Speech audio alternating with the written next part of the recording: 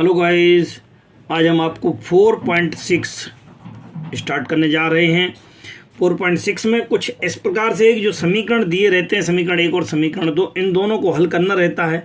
इन समीकरणों को हल करते समय हम इसे सारणिक रूप में लिख सकते हैं और इसे यह पता कर सकते हैं कि संगत है कि असंगत। यदि ये संगत है तब तो हम इसका हल निकाल सकते हैं और असंगत है तो इसके हल नहीं निकाल सकते। अब संगत असंगत पता करने के लिए हम इसे सबसे पहले सारणिक रूप में लिख लेते हैं।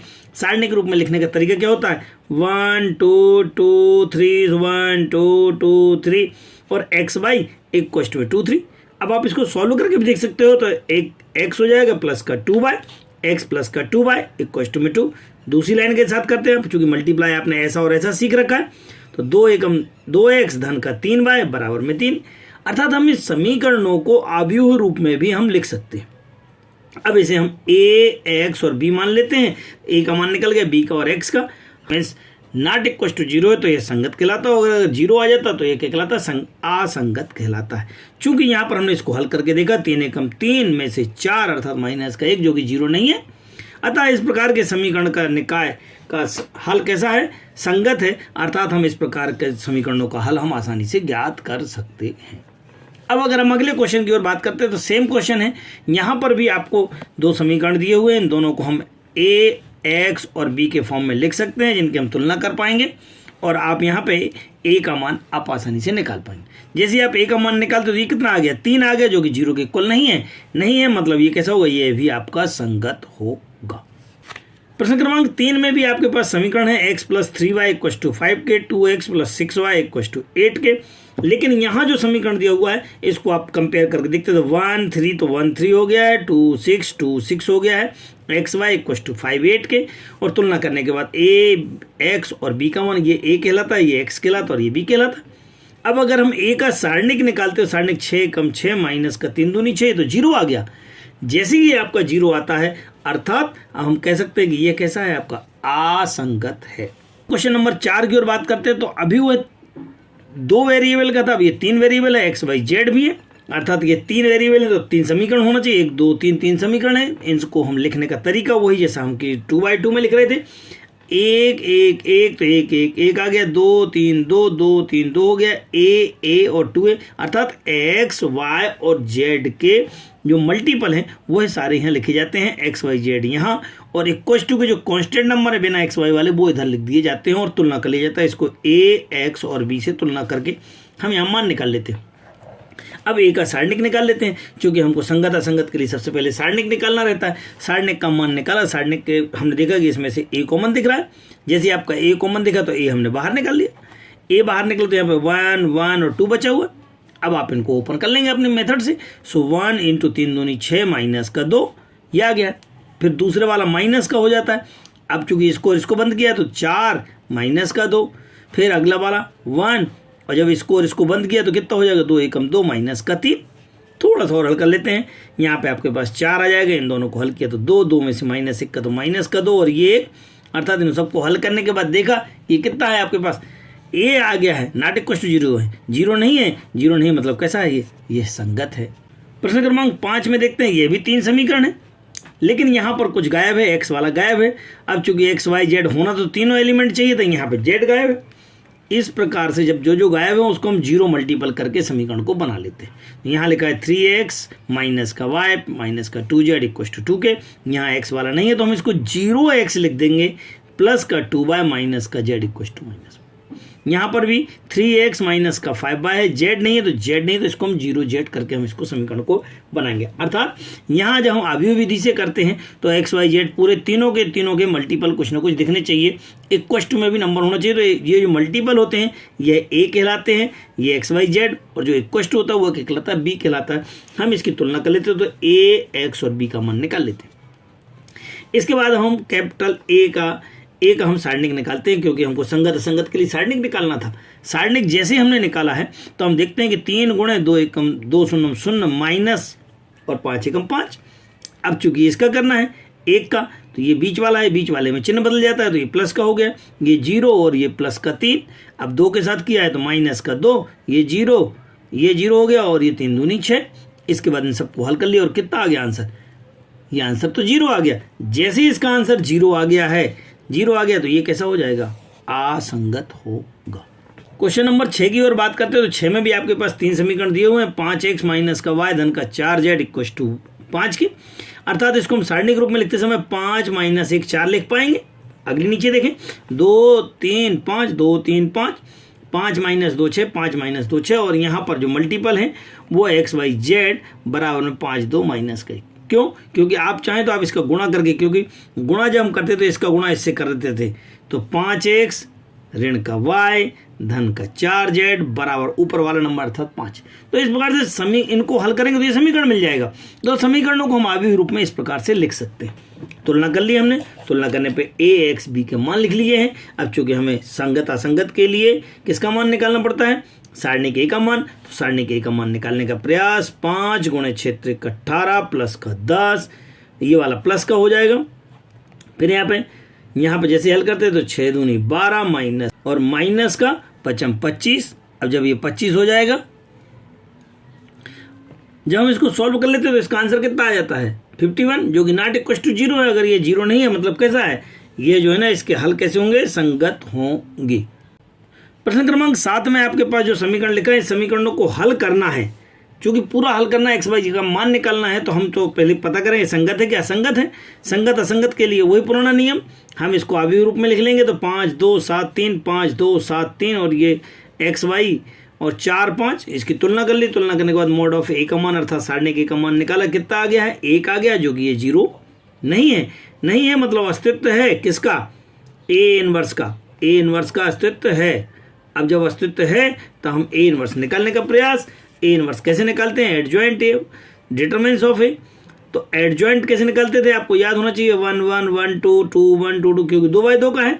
हम एक पहला प्लस माइनस माइनस प्लस, और इसके बाद हम बता चुके हैं यहाँ पे कि -1 to the power -1 to the power, इन दोनों को जोड़ना था आपको। ये इस कारण से प्लस आया माइनस आया। आप इनकी वैल्यूज रख देंगे।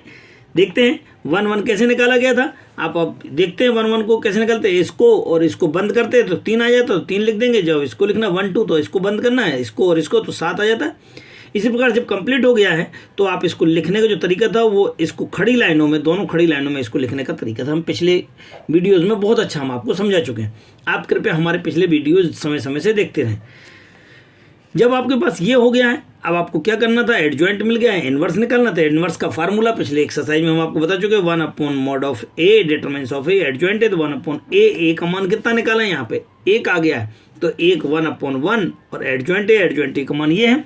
इनको थोड़ा सा हल कर लिया। अब चूंकि x का मान निकालते हैं तो हमने एक जो समीकरण था स्टार्टिंग का वो क्या था, ax बराबर b था। तो x बराबर कितना हो जाएगा, ये उधर चला जाएगा a इनवर्स b के। अब यहाँ पर जाकर के a इनवर्स और b का मान, तो b का मान हमारे पास 4 5 है, b का मान कितना है 4 और 5 है। सो यहाँ पर जाकर के हम a इनवर्स का मान जो अभी निकाला है और b का मान अर्थात 4 5, अब इनका मल्टीप्लाई करा देते हैं। इसका मल्टीप्लाई इससे, सो 3 चौको 12 माइनस का 10, ये आ गया है। अब आप अगले में जाते हैं तो 7 चौको 28 माइनस का और 5 25, इनको दोनों को सॉल्व कर लेते हैं। ये कितना हो जाएगा 2, 12 में से 10 गए और इसमें से इसको हल किया तो कितना है माइनस का 3। अब तुलना कर लो, पहले वाला पहले के इक्वल और दूसरा वाला दूसरे के इक्वल, अर्थात x बराबर 2 हो जाएगा और y बराबर कितना हो जाएगा माइनस का 3। और इस प्रकार से हम आसानी से भी इसके आंसर को ज्ञात कर सकते हैं। प्रश्न क्रमांक 8 भी कुछ इसी प्रकार से एक्स वाई का मान ज्ञात करना है आपको। तो ये दोनों समीकरणों को आप आव्यूह विधि में लिख सकते हैं। आव्यूह विधि में लिखने के बाद a x और b से तुलना करके मान निकाल रखा है। किससे तुलना की हमने, a x बराबर b से तुलना की है। जैसे हम इसकी तुलना कर लेते हैं तो a का मान आ गया है, x का आ गया, b का आ गया। अब आप देखते हैं a का हमको सबसे पहले क्या निकालना पड़ता है, सारणिक। और सारणिक का मान कितना आ गया 11, जो कि नॉट इक्वल टू 0 है। अतः हम कह पाएंगे कि ए इनवर्स का मान ज्ञात किया जा सकता है। तब ए इनवर्स का formula adjoint of A upon determinants of A. So adjoint निकालने के लिए a11 a12 a21 a22 निकाल लेते हैं और इसका मान निकालने के बाद 4 माइनस का 3 1 2, 4 माइनस का 3 1 2, और ये रख करके जैसे हम ए इनवर्स निकाल लेते हैं 1/11। 1/11 क्यों डाला है मैंने, क्योंकि वहाँ पे सारणिक का मान डालना था बटे में, और सारणिक का मान हमारे पास 11 था, तो 1/11 और हम इसको यहीं छोड़ देते हैं। लेकिन हम जानते हैं ए एक्स बराबर b हमने काउंट किया था, यहाँ से x का मान निकालना है, अर्थात a वहाँ जाएगा। a जैसे ही जाएगा तब क्या हो जाएगा, a इनवर्स b बन जाएगा। ये a इनवर्स की वैल्यू हो गई और ये b की वैल्यू हो गई। b की वैल्यू आपके पास यहाँ दिख रही थी माइनस का 2 3 के, ये आपने माइनस का 2 3 लिख दिया। अब आप गुणा करेंगे, आप इसका गुणा इससे, सो 4 दूनी 8 माइनस का 3 एकम 3 माइनस 8 धन का 3। आगे चलेंगे, सो 3 दूनी 6 और 2 तिया 6 माइनस माइनस प्लस। अब आप इसको दोनों को हल कर लेंगे, तो इनको हल किया तो माइनस का 5 और 6 6 12, तुलना कर ली। अब 11 का भाग दे दो दोनों के नीचे, तो 5/11 माइनस का और 12/11, तुलना करेंगे तो x बराबर आपके पास ये आ जाएगा और y बराबर ये आ जाएगा। और इस प्रकार से हम कह सकते हैं कि x बराबर माइनस का 5/11 और y बराबर 12/11 आपका आंसर होगा। जैसे हमने पिछले क्वेश्चन समझाए, सेम वही क्वेश्चन है, 2/2 का है, आपको x और y के मान ज्ञात करना है। तुलना कर ली है ax + b से, तो a का मान आ गया है, b का x का आ गया और b का आ गया है। a का हमने सारणिक निकाला, सारणिक कैसे निकालते थे, 4 पंचे 20 प्लस का 9 माइनस का 20 प्लस का 9, अर्थात ये आ गया माइनस का 11। इनवर्स निकालने के लिए एडजॉइंट, तो एडजॉइंट में a11 a12 a21 निकाल लिया। कैसे निकालते थे हम पहले कई बार बता चुके हैं, फिर भी आप एक बार और देख लीजिएगा कि आपको a11 का मतलब है इसकी वैल्यू निकालना, अर्थात इसको बंद करेंगे तो माइनस का 5, जब इसकी वैल्यू निकालना तो ये और ये बंद करेंगे तो 3, लेकिन यहाँ पे माइनस का निशान। और इसी प्रकार से अन्य की वैल्यू भी निकाल करके हम एडजॉइंट के फार्मूले में रख देंगे। जब एडजॉइंट आ चुका है तो ए इनवर्स कैसे निकालते हैं, ए इनवर्स के लिए आपको 1/a एडजॉइंट ऑफ ए वाला फार्मूला यूज करना है। सो 1/a अर्थात माइनस का 1/11, यहाँ से आप देख सकते हैं एडजॉइंट डिटरमिनेंट आपने निकाल रखा था, एडजॉइंट आप ऊपर से रख देंगे। अब आपको किसका मान निकालना था, एक्स का। एक्स का फार्मूला बताएं क्या होता है, ए इनवर्स बी, तो ए इनवर्स ये पूरा का पूरा क्या है, ए इनवर्स है आपका और ये बी है। अब इसको आप सॉल्व करेंगे, मल्टीप्लाई करेंगे, तो 5 तिया 15 7 तिया 21, ये माइनस का 15 21 कितना हो जाएगा, इनको हल करेंगे तो 6। अगले वाले में जाते हैं तो 3 3 का 9 7 4 7 को 28, इसको हल किया तो कितना आ गया 19, अर्थात 6/11 और 19/11, लेकिन काय में ऋण में आएंगे। तो जैसे हमने इसको अंदर ले जाकर किया और तुलना की तो x का मान कितना आ गया, ऋण का 6/11 और y बराबर कितना हो गया, माइनस का 19/11। और इस प्रकार से हम आसानी से हम इस सवाल को हल कर सकते। अभी भी जिन छात्रों ने हमारा चैनल सब्सक्राइब नहीं किया है वो जरूर सब्सक्राइब कर ले, बेल आइकॉन दबाएं, ताकि आपको समय समय से हमारे मैसेज के माध्यम से आपको हमारे वीडियोस प्राप्त होते रहेंगे और ज़्यादा से ज़्यादा लोगों को शेयर करें। अब हम देखते हैं क्वेश्चन नंबर 10 की ओर। तो क्वेश्चन नंबर 10 में क्या कहा गया था, 5x + का 2y = 3 था, 3x + 2y = 5। इनको फिर हम ax और b के फॉर्म में लिख देंगे, तो ये आपके पास a कहलाता है, ये x और ये b कहलाता है। a वाले को ध्यान से देखेंगे तो 5 2 3 2 5 2 3 2, ये a कहलाता है, ये x हो गया और ये पीछे वाला जो रहता है वो b कहलाता है। अब हमको a का सारणिक निकालना पड़ता है, सारणिक a का मान निकाला, ये a है, a को अभी यहाँ पे रूप में लिखा हुआ, ध्यान रखना बहुत सारी चीज़ें। अब ये सारणिक रूप में लिखा हुआ, सारणिक रूप में जैसे लिखते हैं तो 5 दूनी 10 माइनस का 6 अर्थात 4 जैसे आ गया, नॉट इक्वल टू 0 आ गया, अतः ए इनवर्स संभव है, ए इनवर्स का अस्तित्व है। जैसे ए इनवर्स का अस्तित्व है तो हम ए इनवर्स निकालने का प्रयास, उसके लिए सबसे पहले एडजॉइंट निकाला, a11 a12 a21 a22 और इनका मान निकाल लिया। ए इनवर्स कैसे निकालते थे आपको याद होना चाहिए, adjoint of A upon determinant of A, तो ये कितना हो जाएगा 1/4 और एडजॉइंट का मान जो हमने अभी भी निकाला, इस प्रकार से ए इनवर्स प्राप्त हुआ।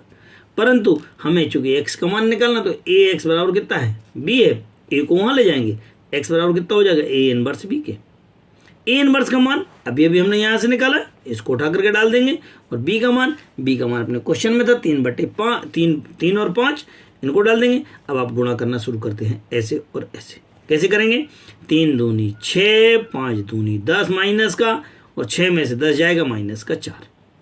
फिर अगला 3 3 का 9 5 25, 25 में से 9 जाएगा 16। आसानी से 4 का भाग जा रहा, तो 4 का भाग दिया 4 एकम 4, 4 का भाग दिया 4 चौका 16।